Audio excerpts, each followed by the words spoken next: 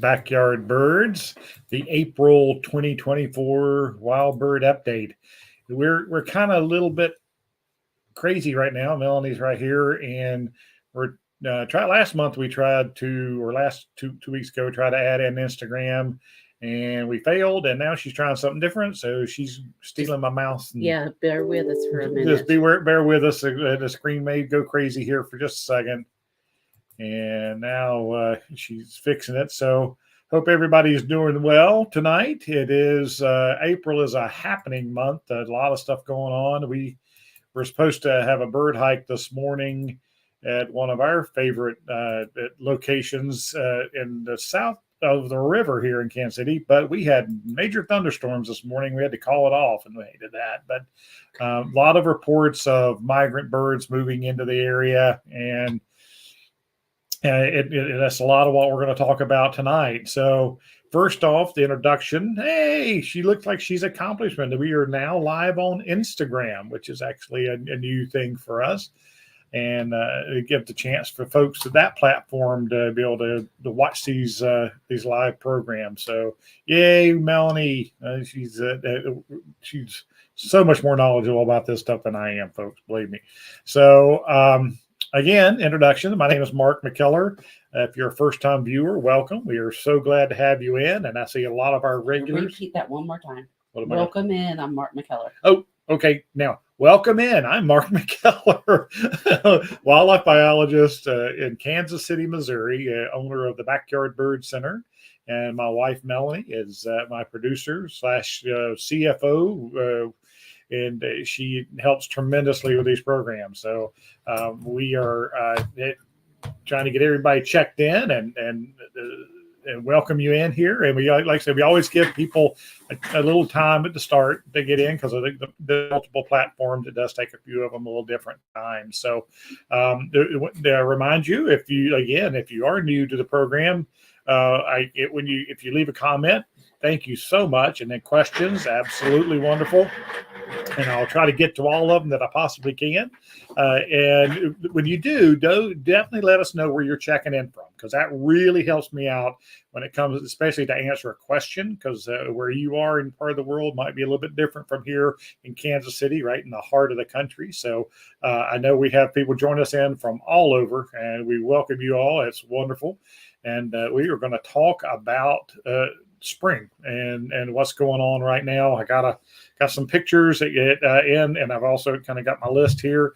And then, of course, I'll definitely always want you guys to chime in with your questions, because we want to talk about what you want us to talk about. So, boy, let's see.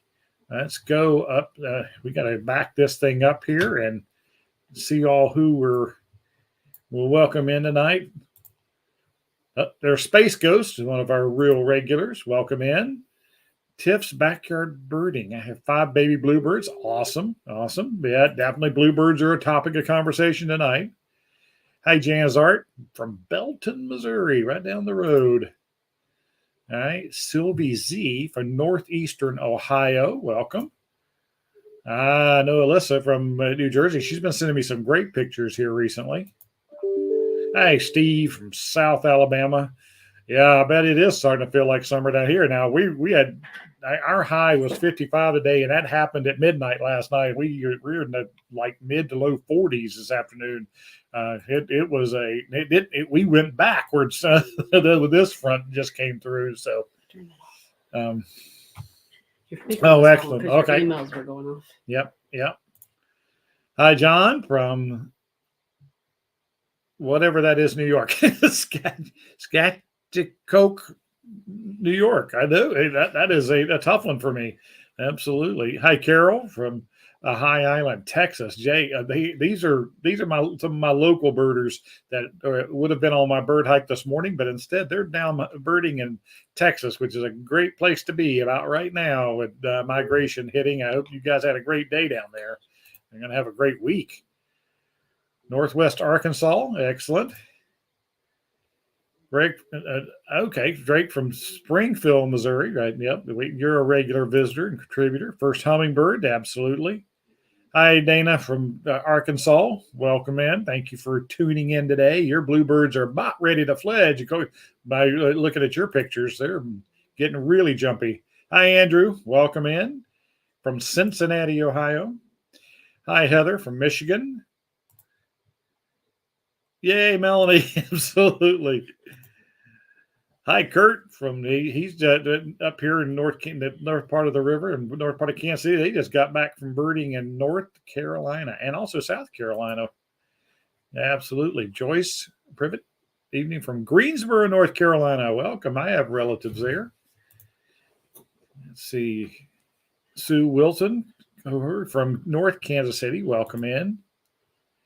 Yeah, Andrew from in Cincinnati. Sandy, welcome in. Kankakee, Illinois, a real regular contributor. Hello, Mary, Carrie Beth Wadlow.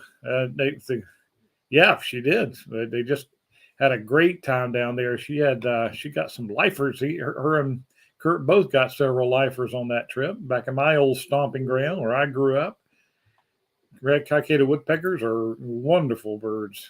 Kathy Sparks, good evening from Indiana. Robin to build a nest about 12 feet or so from our bird feeding station, and the birds are here. But that's entertaining. That's for sure. It can get kind of crazy when they nest that close to feeders. Welcome in, Key.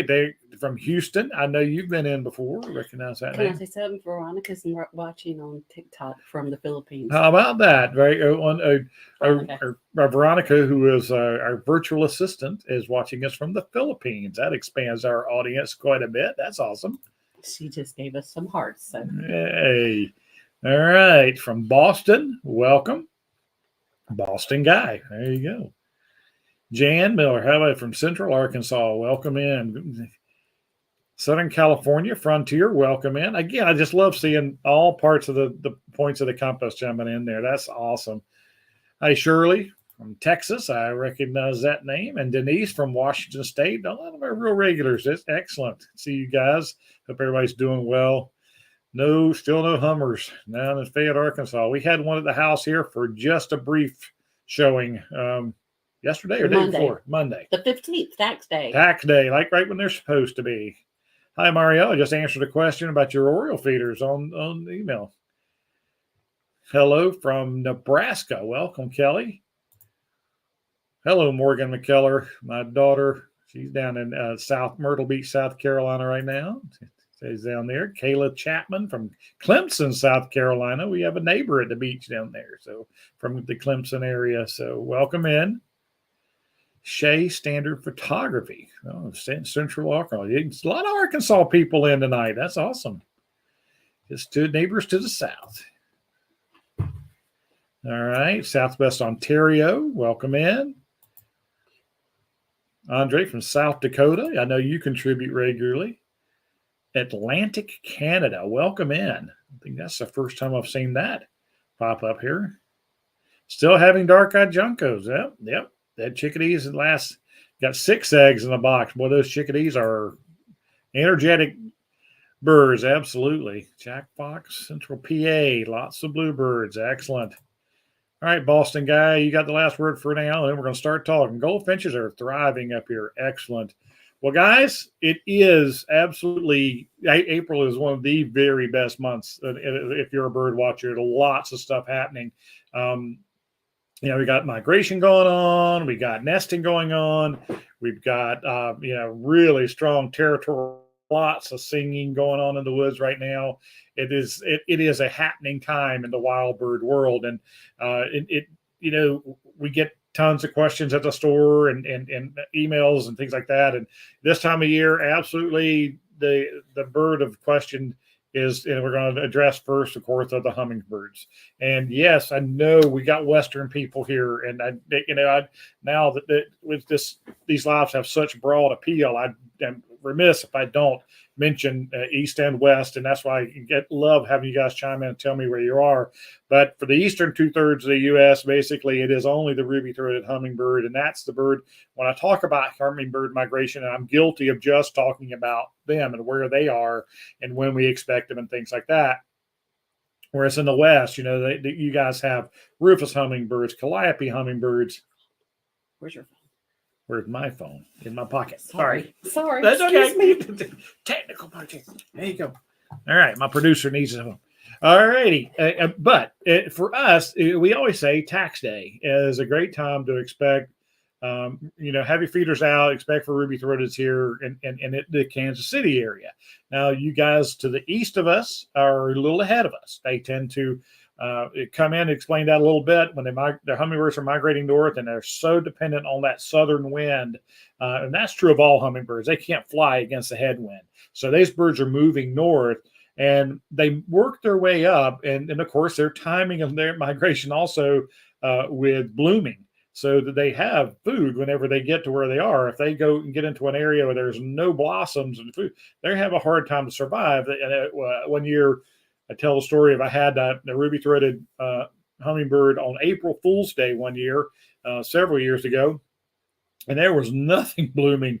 And I was watching him go up and lick the sap from a yellow belly sapsucker hole in the tree. You know, they tap their holes and the sap oozes, and they'll lick that sap, and of course they'll eat the bugs that are attracted to it.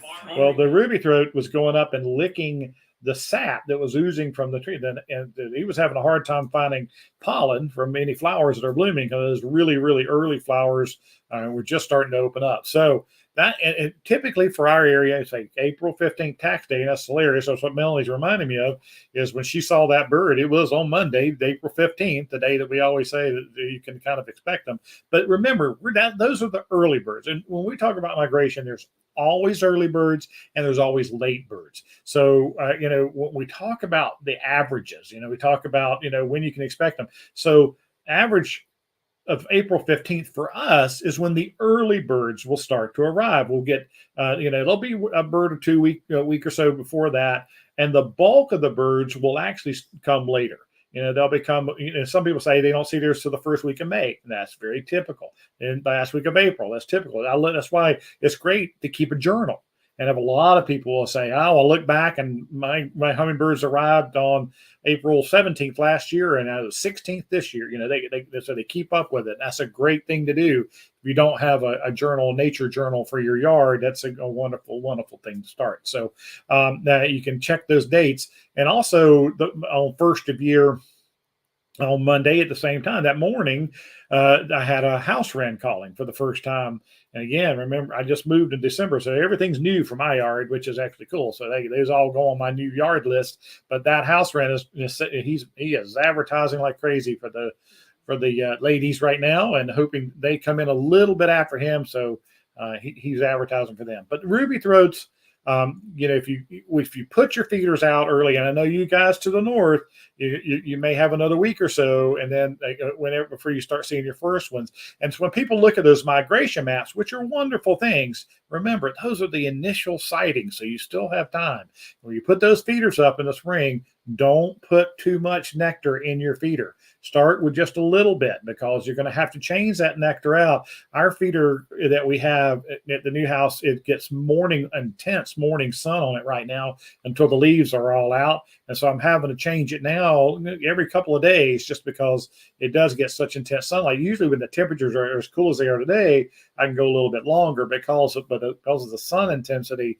And remember, 4-to-1, 4 parts water to 1 part sugar, and you're making Kool-Aid for your hummingbirds. Basically, that's it. And so, would you mix a pitcher of Kool-Aid for you and your kids or your grandkids and sit it out on the deck railing and let the sun bake on it and keep going out there and drinking out of it? You wouldn't do that.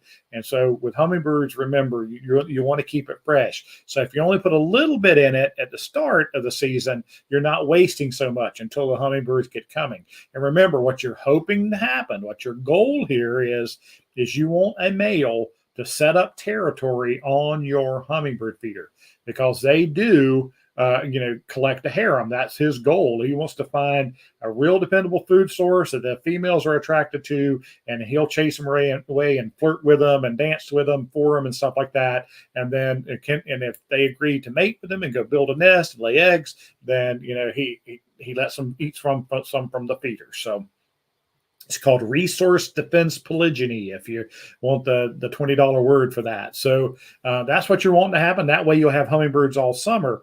If he comes in, starts eating on your feeder, and the females come in, and they don't mate with him, if they don't think your yard is suitable for nesting habitat and they move on, he can't stick around for too long without finding a mate. He'll move on and try to set up a territory elsewhere. And that's how a lot of springs go for people. The females decide on what's suitable nesting habitat. He has nothing to do with that. He hopes that, that he's found your yard, and that's the best place. But if the ladies move on, he has to move on too. So just be ready for that. So hummingbirds, we're in that arrival date now. I know that people have been checking in with, their hummingbirds being in. Some are not. Some are still waiting. You guys to the east, a lot of times when those hummingbirds come across the Gulf, or they come up the Gulf, a lot of us have been learned about that with new tracking devices. That they a lot of times they'll migrate north up the east coast rather than crossing the plains, the open space of the Great Plains, and so we're a little bit later than even points that are further north, but they are to our east. So it's kind of interesting migration there. So let's see. Let me get back to some questions checking in here. That was the first part I wanted to cover tonight. And we've got somebody on TikTok commenting, but I can't figure out how to answer. So just tell them. You guys on TikTok and Instagram, we're still figuring things out, and we've seen your questions. I will definitely try to get back to you, but we can't. The wife is trying to figure it out over there, but just know we see you, and we appreciate you joining in, and we'll try to answer. Somebody named Snuggle Possum, Wisconsin and Mississippi. It says Snuggle Possum. I like that name. We got Thanks for joining us. Yeah, thank you so much.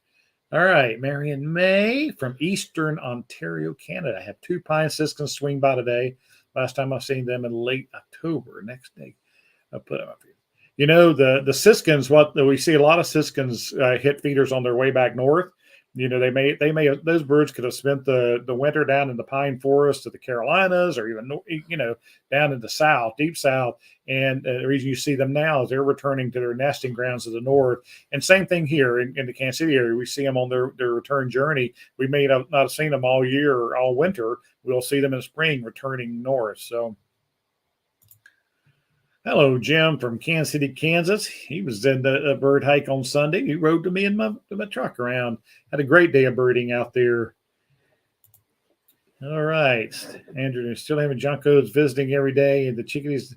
Absolutely. Yeah, the juncos, that's a common question, how long the juncos are going to stay. They're pulling out. Most of them have left our area, but there'll be a few passing. This is that unique time of year when you can both see hummingbirds in your yard and juncos. And you guys out to the west, the status of your, rufous hummingbirds and calliopes, and I'm sure that again, it depends on what your state of bloom. I know you guys have a freeze warning out in the mountains and north and to the west, to the Pacific West. You guys they're talking about some major cold temperatures out there, and so that will hurt their blooming and things. So maybe a little slower this year for your hummers to arrive and get set up, although they're pretty adapted to cold weather out west, that's for sure. All right, Frontier, I feel May is the best month for birding in Southern California. May is the best month for birding pretty much all over the lower 48s for sure.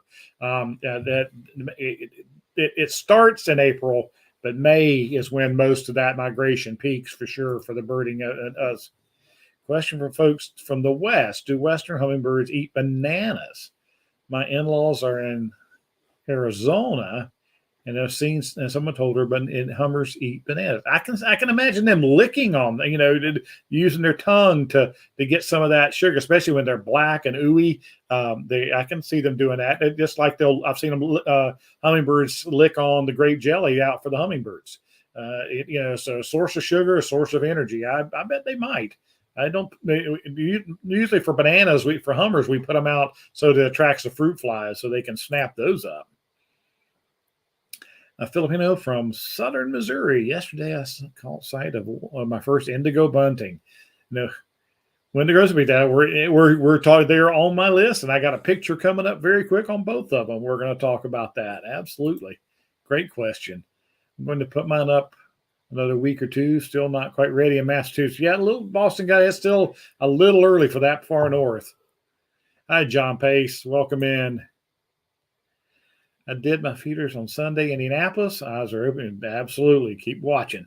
It's happening. And Yes. there's somebody from Southern Missouri over on Instagram. I don't know if that's showing up over there or not. Oh, it's not. Yeah, Instagram's nice showing. Welcome in from Southern Missouri. Yeah, Southern Missouri. Yeah, excellent. Yeah. All right. So we're going to move on to the next bird in the Midlands of South Carolina on Easter Day. So hummers definitely come in earlier down there. I know they're already, you guys out there already have a lot of the early warblers in, but we're just starting to see those here. And the next, of course, one we talk about tax day and we talk about migration, and the other bird of great interest for a lot of people right now are the Baltimore Orioles, the Bullock's Orioles, the Orchard Orioles. Orioles are very, very popular birds, and I did a program about 2 weeks ago, 3 weeks ago, all about Orioles. That we can put a link in that into the description, talking about the different species and all. But again, for us, Baltimore Orioles are the ones that we anticipate the most here. And there, we usually say tax day, April 15th, have your stuff out. I haven't not had a customer report on Oriole in our area yet. It still seems a little early, and a lot of our leaf out is a little bit late, which is okay. We can still see the birds better whenever there's a slow leaf out, which is great. But I got to love this picture because it's got the Oriole nest in it, which is always an interesting thing for folks. They look like socks hanging in your trees, and we've seen a couple of them on our spring hikes so far this spring because they're easily visible with that before the leaves get on the trees. We can see the sock nest from last year. So the Orioles are on their way. They're moving their way north, and I've talked about this before, but when it comes to migration, especially for bird watchers, and we try to become, amateur weathermen this time of year to try to predict when birds are coming in, we watch weather patterns and especially wind directions. And the best case scenario for a bird watcher in the spring is to have some south wind that brings birds in for a couple of nights, and then it shift and turn out of the north, so that the north wind's blowing for at least for 2 or 3 days, so that the birds kind of get locked into our area. And that way you can get out and see that the waves of birds that are flying coming through, because you don't want a really strong wind night after night in the spring, because a lot of times those birds will migrate right over us. They migrate at night. If they have a good tailwind, it can push them. And some years we just, we miss out on a big part of the migration. So we like that shifting from south wind to north wind, stop and go for those migrants, so we get a chance to get out and enjoy them. And this morning, like now, we got good north wind blowing in right now. These colder temperatures, so I would guess that tomorrow would be a really good day to be a good morning to be out bird watching in the Kansas City region, because some of those early migrants have come in. Saw a picture of a rose-breasted grosbeak at someone's feeder posted on the internet today. And we're going to talk about them in a minute. So, like I said, you kind of watch the weather and the wind patterns whenever you're a bird watcher. And Orioles are affected by that, just like many of the other birds. So have your grape jelly out, your orange quarters, your orange halves. Remember, they'll also eat grapefruits and lemons, things like that. And they'll drink sugar water. Some people only do sugar water, and they have lots of luck with Orioles. Typically, their nectar is 6 parts water to 1 part sugar.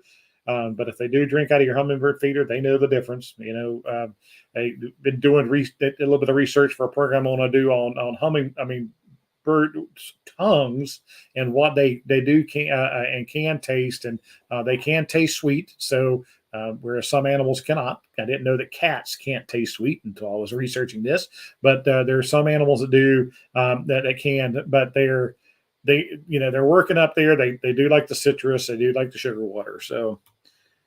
All right. On my windows, he seems aware of the wind. He isn't flying into them, but he keeps coming to him. Here, you know what? That's a great question, Kayla. And I'm going to go to that right this minute, because I do have a picture loaded up for that. And this is something I really wanted to talk about tonight, and that is windows and glass, and how dangerous they are for two points of that conversation. 2 is how dangerous they are for birds and window collisions. And we know, birds hit windows with a great deal of force, then they usually die. It breaks their necks, it breaks their bills. They don't survive it. And this picture, I think, does a really good job to show you what birds see. This is what birds can see when they see your windows. They see tree limbs, and they see blue sky, and they see flowers, and they see your bird feeders and things like that reflecting. And that is, a lot of times because of the sun conditions and their light angle, and those birds, all they're doing is flying as fast as they can, and they're going to go land in that tree they see there, and bang, they hit the glass. And that's why people use streamers in front of their windows. They put stickers on their windows, UV stickers. They dangle those, like I said, dangle the streamers down in front of them. There's something to break up that image. And so that, of course, is something you can do to help protect the birds in your yard. But the other part of that is, and I'm going to show a quick video here. Let me switch over. And I'm going to show a quick video that a customer sent me.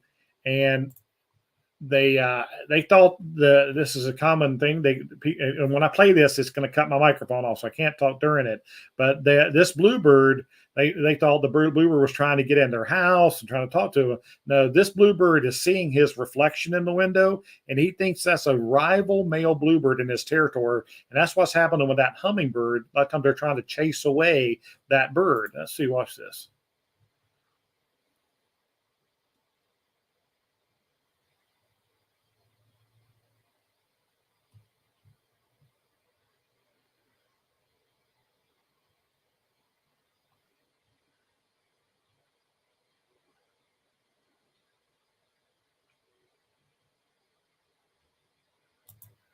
All right. He is not happy. He is not saying hello to you or anything like that. That all he can see is that other male bluebird in that glass, and he can't understand why we can't get it to go away. Sunday, we had our hike out at Smithville Lake, and while we were out of the car watching, looking for a parula and other birds that were near us, we did a cardinal, a male and a female cardinal came in and landed on the side mirrors of my pickup truck, and were doing that. They were trying to run off that rival male that was all of a sudden in their territory. The female was trying to run off that female that was in her territory, and that's what happens. And no amount of stickers on your windows or rubber snakes and some of the classic deterrents for birds are going to stop them from doing that. Because that drive to reproduce, that drive to run off birds out of their territory is stronger than their fear of predators. And so of course it drives people crazy, the banging into the windows, and it starts at sunrise and a lot of times. And really the only real solution, and I mean for 40 years I've been dealing with this, and that is the only thing that I know that works wholeheartedly is to cover your windows. Now, if you got windows this big, that's obviously very, very hard to do. But if it's just a small window, especially if hopefully it's on one side of the house, that sun reflections like that, people use spray snow, Christmas spray snow on their windows. Obviously, window screens work really well. But also, I think this time of year, I'll see newspaper strung up across people's windows because the bluebirds are just, and the cardinals and the robins, and male and female birds do it. It's not just males, but it is all about the territoriality, and that's what's got them, crazy. And so you got the birds that the window strikes from flying in fast, but you also have the reflection situation where they're running off the rival in their territory. So that's what's going on with that hummingbird you were talking about there. All right, let me find out where we were.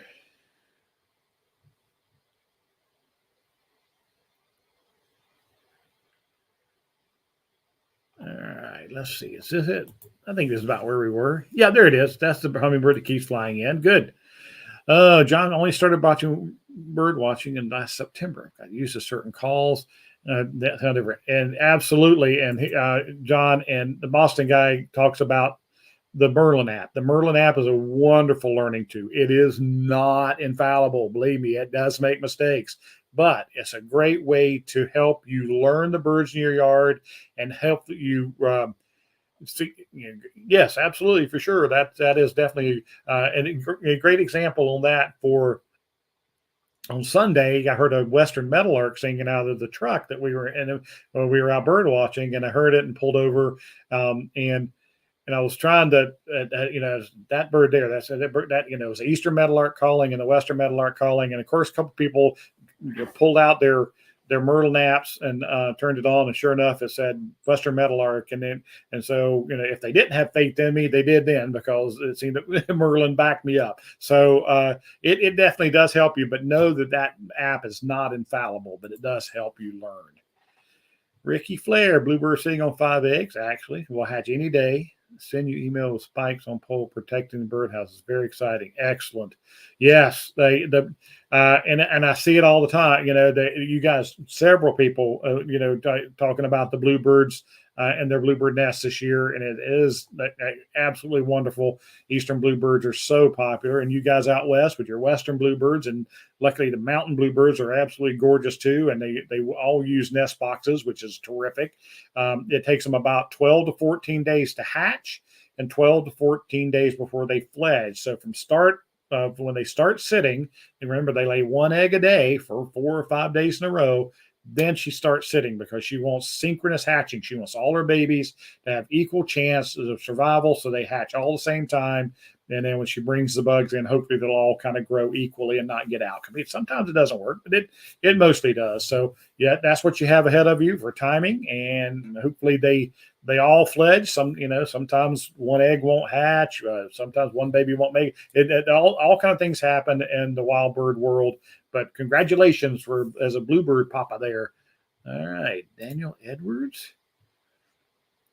Now, absolutely. At any rate, I'd have my hummingbird feedered out now for sure. Especially now with that north wind, they're not going to be moving very much, but every time now the wind turns out of the south at night, there'll be more hummingbirds coming into the area for sure. Absolutely, definitely does, John. Eastern towies and brown thrashers and the southwest on here. Those are good. The good ways north. Absolutely, both really good birds that spent most of their winter down south, and now they're moving in.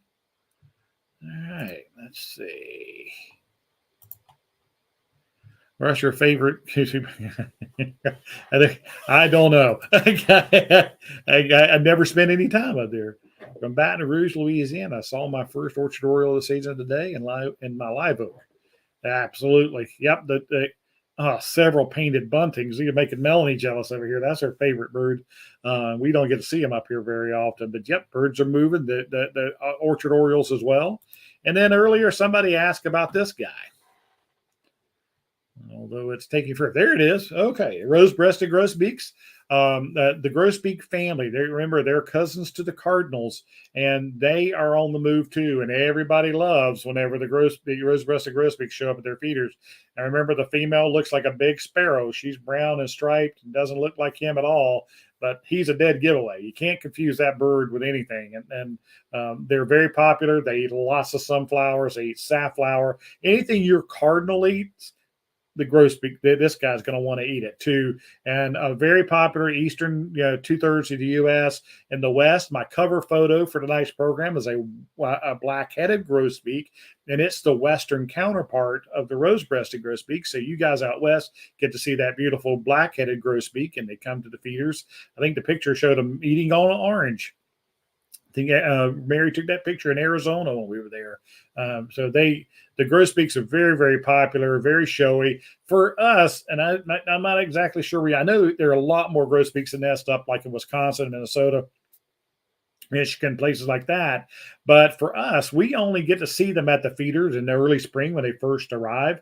We don't get to see them, through the nesting season, because once they start eating insects and feeding the babies insects, the seeds become far, far secondary for them. They'll really, but they just don't seem to visit feeders very much for us. I wish they did. If I could make them stick around, oh yeah, that'd be very, very popular. The southern counterpart, the blue grosbeak, an absolute beautiful bird.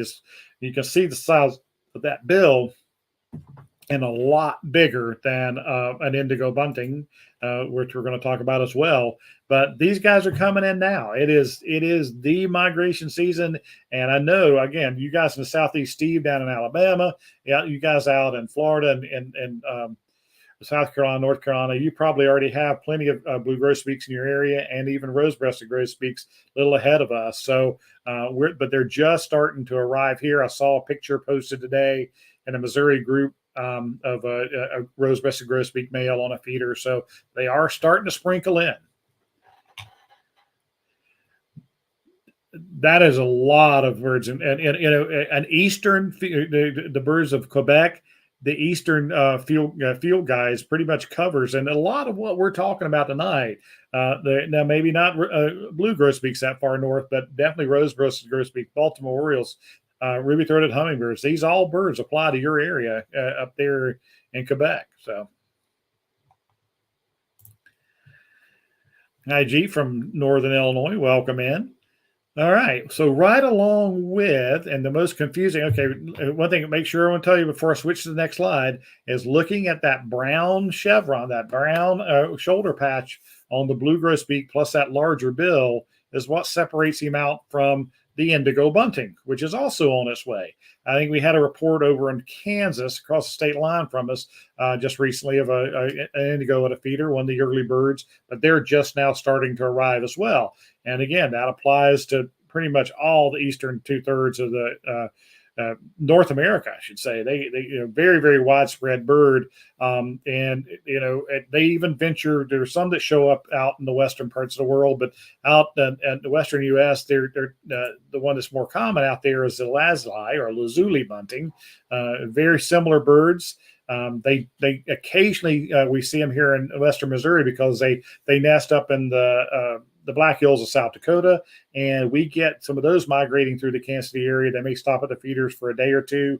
This one was one that was at my old nature center here in Kansas City, passing its way up there. Beautiful bird as well. But if you go, you know, out in Colorado and Wyoming and that part of the world, they are the counterpart to the indigo bunting and the feeder birds out there. And that the bunting group, and of course, like I said, I'm limited to 10 pictures, so I'd love to put the painted bunting picture in there and the lark bunting picture in there. I've done whole programs on grosbeaks. I've done a whole program on buntings, and we'll put links into the description for those if you want to learn more about all the members of that group. But these are definitely seed eaters. But like we said, same thing with the grosbeaks. Our indigo buntings really only visit the feeders in spring when they're first coming back in. They'll feed with the goldfinches. They'll eat black oil sunflower. They'll eat Niger. They'll eat sunflower chips. They'll eat millet. So those guys have a pretty diverse diet. I see them most often on my finch feeders with my finches. Some people, like my friend John, only time of year he puts up a tube feeder with nothing but millet in it is in the spring, because that time the indigos love that, and they'll be on that feeder for him. So, different things work for different people. That's why you keep a diversity of seed out there to try to attract these birds, and definitely enjoy them while they're there for sure. All right, let's see. Jan just saw one of my bluebird babies on my driveway. Mom and Dad are flying overhead, protecting. Excellent. Central Alabama. I know Alabama, Dana, and some of the other Alabama people have babies that are right at the edge of fledging for sure. Yep. So excellent. Dana's Arkansas. Arkansas.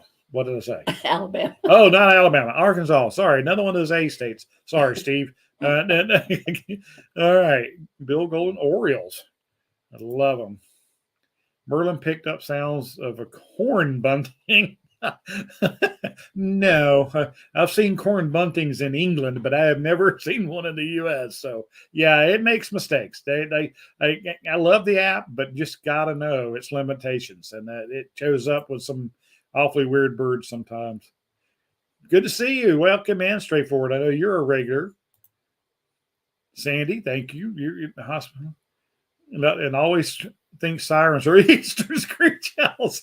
That's pretty funny. Like I said, we were out it was when I was in South Carolina visiting my daughter. I broke out the Merlin app, and this northern mockingbird was sitting on the power line right above me, and he was just, going through his whole repertoire. And Merlin kept saying Northern Cardinal, Carolina Wren, Eastern Phoebe, all these things, and it was that Mockingbird was the only thing singing. So it does get fooled. You do have to be careful with it. There seems to be people with more bluebird eggs this year. Any thoughts? We have that too. That's interesting. Somebody just had a chickadee with 6, which is not as unusual, but 6 eggs, that's an ambitious bird. And I really do think, Kurt, that when it comes to the number of eggs being laid, I think maybe that's an indication of their confidence in the food supply. So I think by providing mealworms, they think, okay, these mealworm, man, this food source is just, I'm going to lay another egg, because they got a lot of food to feed those babies. That I think that has something to do with it. All right. Some birds eat the eggs that don't hatch, toss them out, or let it sit. Most of the time, John, they just let them sit. We've seen, people who check bluebird eggs real regularly, especially if they have lots of bluebird boxes out, a bluebird trail, if you will. A lot of times there'll be an egg in there that doesn't hatch. And sometimes, when the baby's fledged, the egg's still in there when you clean it out. And so, yeah, it's very hard for a bluebird to get an egg out of the nest. It's almost impossible for her. So I think they just leave it there. And if it doesn't hatch, then, she just deals with it. And of course, she's not going to use that same nest. So she'll just build a new nest on top of that nest and an egg if you haven't cleaned it out. All right. Jockey Picker. Hello from Eugene and Cecilia, Kentucky. Put our hummingbird feeder last week, changed the nectar, and I've seen them twice now. Excellent. They're showing up there. Andrew, yeah, what's the best spot for a hummingbird feeder? In my opinion, is where you can see it the best. You get maximum enjoyment out of it. Now, if you have, lots of flowering plants in your yard, that'll help draw them in. But I really think for our enjoyment, your enjoyment, put that feeder where you can see it. I like to hang mine from under an eave right in front of my window. Right now in the new house, I have one of the clear hooks for the window that attaches to the window from Bird's Choice. Wonderful, called a great hang up. And it's clear, and it's just one of the strongest window hangers I've ever seen. And I got my little aspect, a little fancy hummingbird feeder hanging from that, and that's what the hummingbirds would come to. So a male is going to decide, if you've got 2 or 3 hummingbird feeders out, which a lot of people do, a lot of times he claims one as his central one that he's going to defend and hope the females are attracted to. But again, if you can't see it, then, boy, it is a waste, because believe me, they are going to explore and visit all feeders, all food sources in your yard. And so, put it where you can see it. That's my best answer for that. Want to see rose-breasted grosbeaks again in my yard. Thank you. Yeah.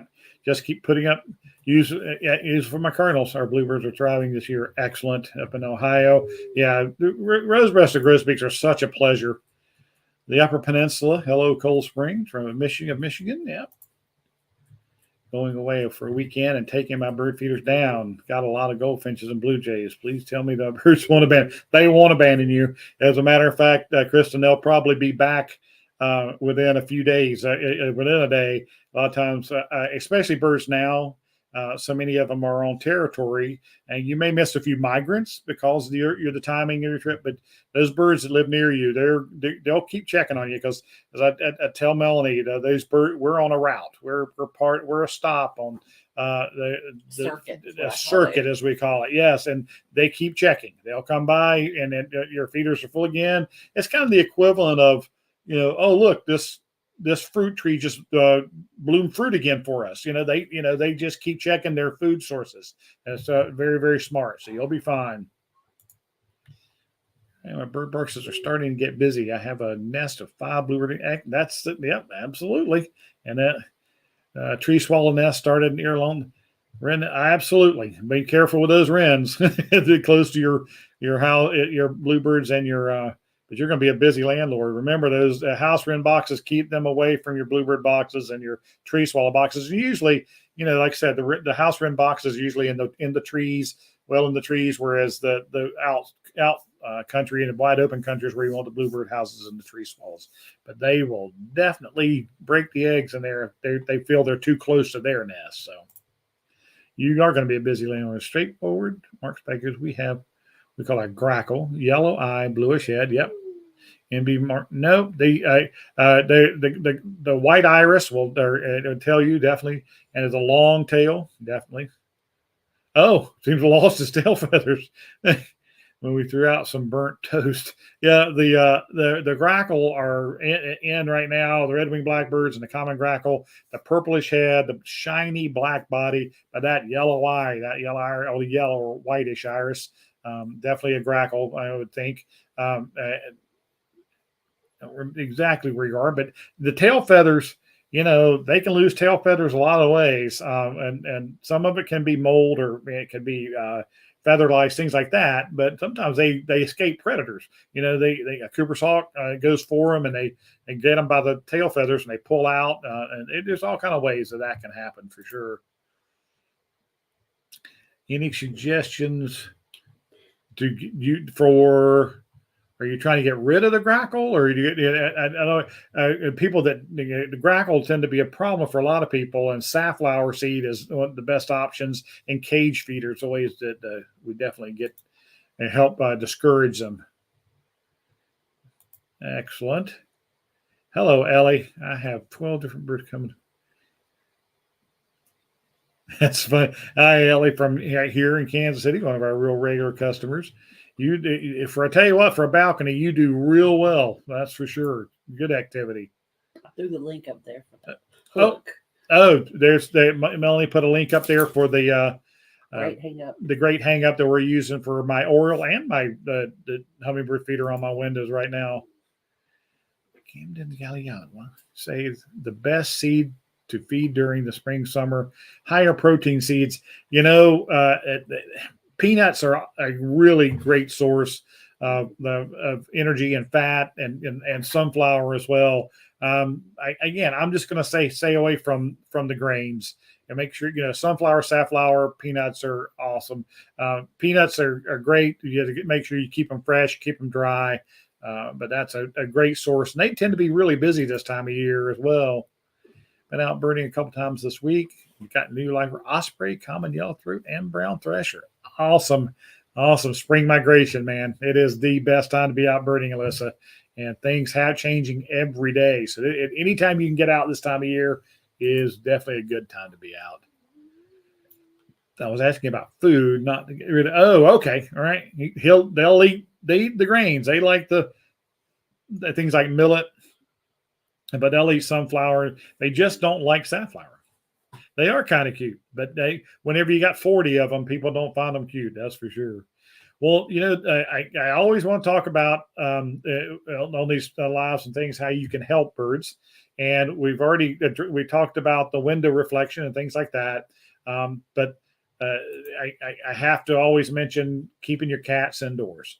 We're going to talk about you're making your windows safe during the daytime.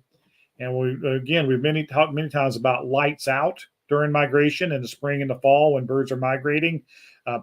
Last night was a perfect example where I bet we had a lot of birds die colliding with buildings, because those stormy nights, those low cloud cover nights, the birds are migrating lower, and lights on in buildings or lights on in your house disorients them, and we get a lot of window strikes around a lot of dead birds at the base of windows in cities and on campuses. And there's a big study that's been going on for a while now down at Johnson County Community College in the south part of Kansas City about window strikes, collecting the birds, but keeping your windows out, your lights out, and any outside lights you absolutely do not need, the better. That makes it safer for birds.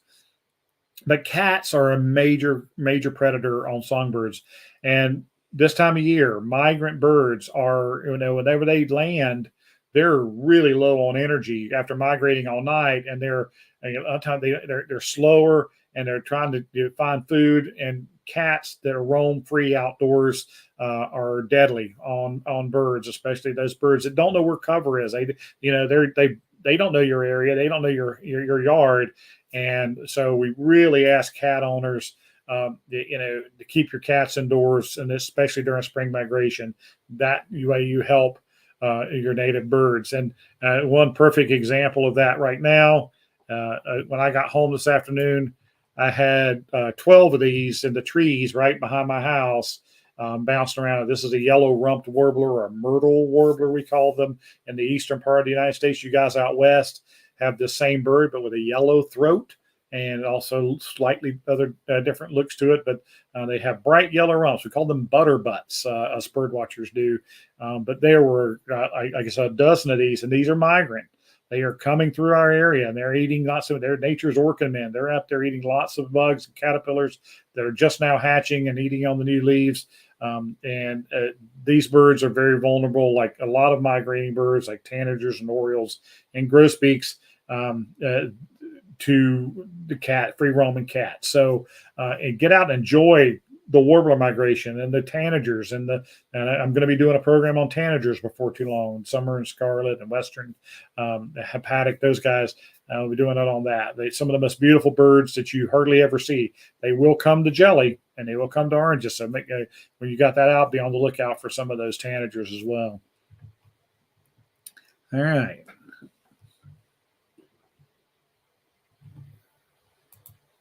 All right.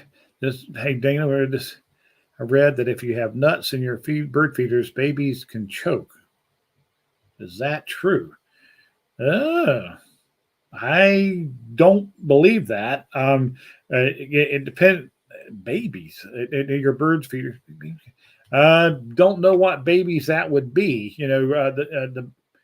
I've never read documentation on that, Dana. I'll do some reading up on that, but like I said, I have never had any experience with that for sure. Steve set aside 100 feet, about 50 feet of our yard, and allowing excellent bluebirds to perch on the fence and dive to the high ground. No, excellent. And Kurt, who's on tonight, he converted a huge part of his yard into the native prairie like that, and he's had already getting tremendous bird diversity by letting that area go natural, especially with native vegetation. Steve, that's a great idea. I've told we've talked about it before. If everybody would just put 10% of their yard and convert it to and just let it go wild or convert it to native vegetation, it is a tremendous benefit to pollinators and to the birds, especially even just by the production of caterpillars in your yard. So the birds, it takes tremendous numbers of bugs to feed one nest of chickadees. And it's something that, by using non-native vegetation, landscape plants, a lot of those are dead zones for the insects. And those insects are so important to our birds. And we love them. And if you want to help them, that is a major way to help them. And I commend you, Steve, for doing that. That is a great way to help your birds and help you too. All right. Heidi G. In our backfield, we house that. Meadowlarks, do they come to feeders? Heidi, we had meadowlarks at our bird feeders at our old house, which was in a really wide open area.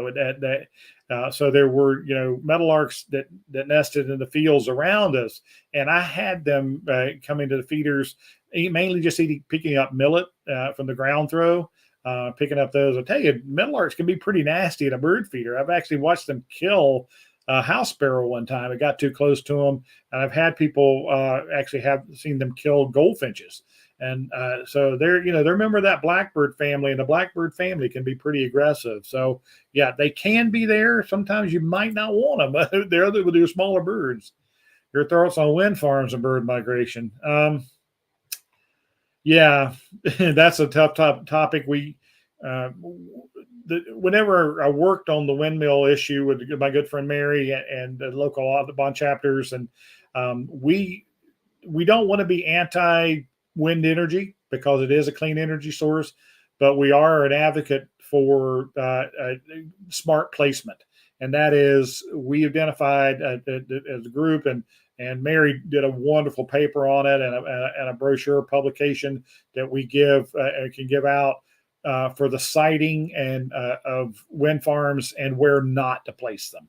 and we don't want them near bird sensitive areas. There was a wind farm that was supposed to go in to refuge in Northwest Missouri, where there are over 1 million snow geese every spring at that refuge, and they wanted to put in these giant windmills right at the end of the refuge, and we felt that would have been a death trap. They also kill bats, and so just smart placement, is the biggest thing about that.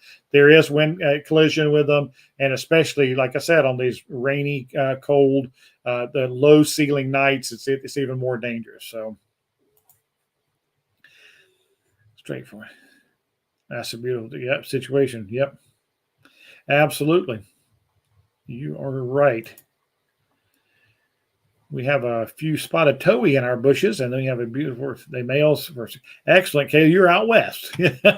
Absolutely. The spotted towhee is the western counterpart to our eastern towhee, and we get them occasionally in winter here in Missouri. But you're right. The towhees are just great birds. They scratch like chickens under your bushes and the leaves under your feeders sometimes, especially in the spring. All right. If the mom eats the nuts and then feeds their babies. I don't know that many birds that would feed their baby nuts. They at that point they feed them a few seeds, but I think that they'd be smart enough not to feed too big of a piece to the babies, and they're mainly feeding them insects, especially and then until they get old enough, and then by the time they're eating seeds, they're the same size as mom. So if the mom doesn't get choked on the peanut, I don't see how the baby would. Excellent. Excellent. Yep, glad that helped. Thanks again, Mark and Melanie. Steve, thanks so much for joining in. If you haven't given us a like or a share, please do. It really helps with the algorithm. That so that we get these videos get recommended to other viewers. This channel is growing wonderfully, and we really appreciate it. If you share it, spread the word. It is awesome. Give the thumbs up and the likes. And again, if you come back and check on the video tomorrow, it may not be tomorrow till I get those links in that I promised you about grosbeaks and buntings and things. But if you want to surf our channel, if you're a subscriber, just go on and search by Bluebird or search by grosbeaks, or search by buntings, whatever topic it is. I should have some videos that come up on those different birds and species. Share with other people. Oh, yeah, definitely share these if you would. Absolutely, Kathy. Oh, so glad to do it. Really, thank you guys for joining in. Well, good. I'm glad I have. I hope. I mean, that's my goal in life. Is I was on a jury duty one time a few years back, and we were in discussion at the end, and the guy turned and looked at me and he said, "So where is it that you teach?" And I said, I don't. I said, well, I guess I do. I told him. He said, man, you missed your calling. So I don't think I was ever cut out to be a schoolroom teacher, but teaching is what I love to do, and this forum is great. I think hopefully I'm helping the natural world and our birds by doing these videos. I'm glad you guys are learning. Still a few pine siskins. Yeah, Ruth Music. Yeah, they're still passing through. I know that Carol Erickson said that they still had them over in Platte City. Oh, you're welcome, Melissa. Thank you guys for joining in. Eastern towhee in the eastern 2/3 of the house, and then spotted towhees have a lot more white on their back out in the west. This is talking about Smucker's jelly, so why don't you make sure you get that. All right. Thank you, Boston guy. Can you feed store-bought Smucker's jelly to Oriole feeders? Okay, real quick on the jelly. We prefer you to stay away from high fructose corn syrup jelly. It's better if you can use natural jellies that have natural sugars in them instead of artificial sweeteners. It's healthier for the birds. A few years back, they said that they thought they could link. And I've never been able to find the paper, but the high fructose corn syrup jellies to bumblefoot, which is a disease in Orioles. So I definitely try to stay with the natural sugar jellies if you can. Maggots. Do the birds eat? Oh, maggots. Yes, they will. Absolutely, yeah. I mean, they'll eat it, and they'll eat. If you do have problems with the Mediterranean meal moths or flower moths, whenever they hatch and little white caterpillars, they'll eat those. Believe me, high energy. All right, guys, we are running up on an hour. That's great. You guys have been a great audience. I really appreciate you chiming in. Yeah, I've got a crow nesting in my backyard right now, and boy, the birds are shying away from him. I don't know if I want to have any other birds nest this year. And he definitely can scare birds. Birds have to be very cautious around the crows. Yeah. Thank you, Janazart. Thank you so much, David, and you're very welcome. You guys, thanks so much. Have a wonderful evening. Again, give us a like, give us a share, and until next time, come on, let's talk birds.